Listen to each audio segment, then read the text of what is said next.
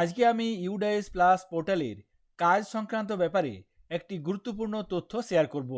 UDISE plus পোর্টালে কিভাবে কাজ করতে হবে সেই সংক্রান্ত বিভিন্ন তথ্য আপনাদের সাথে আগেই শেয়ার করেছি।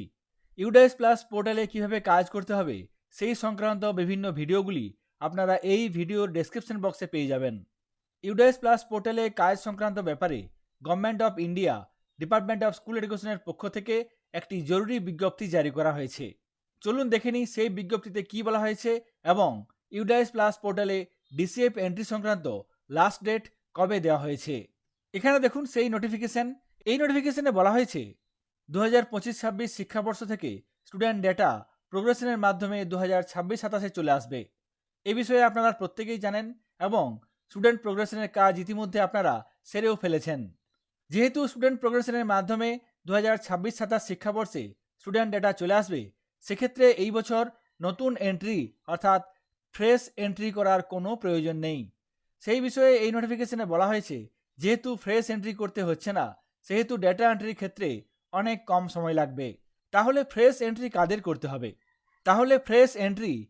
করতে হবে? যে সমস্ত স্টুডেন্ট 2026-27 শিক্ষাবর্ষে নতুন ভর্তি হয়েছে তাদের ক্ষেত্রে এই ফ্রেশ এন্ট্রি করতে হবে।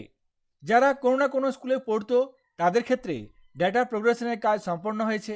যারা এক স্কুল থেকে অন্য স্কুলে চলে গেছে তাদেরকে কোনো একটি স্কুল ড্রপবক্সে পাঠিয়ে দিয়েছে, সেই ক্যান্ডিডেটদের ক্ষেত্রে আপনাদের স্কুলে ডেটা ইম্পোর্ট করতে হবে।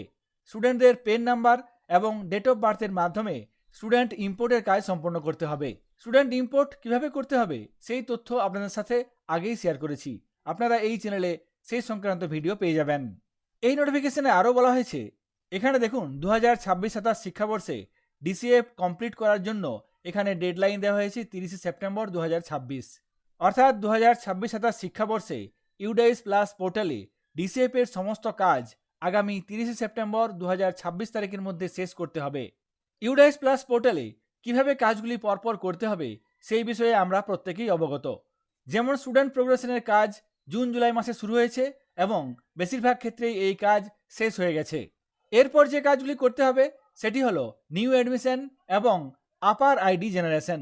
এটি জুলাই এবং আগস্ট মাসের মধ্যে সম্পন্ন করতে হবে। তারপর টিচার মডিউলে গিয়ে টিচার প্রোফাইল আপডেট করতে হবে আগস্ট এবং সেপ্টেম্বরের মধ্যে।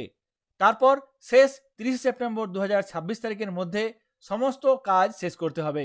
ইউডাইস প্লাস পোর্টালে ডিসিএফ এর সমস্ত কাজ আগামী 30 সেপ্টেম্বর 2026 তারিখের মধ্যে শেষ করতে হবে।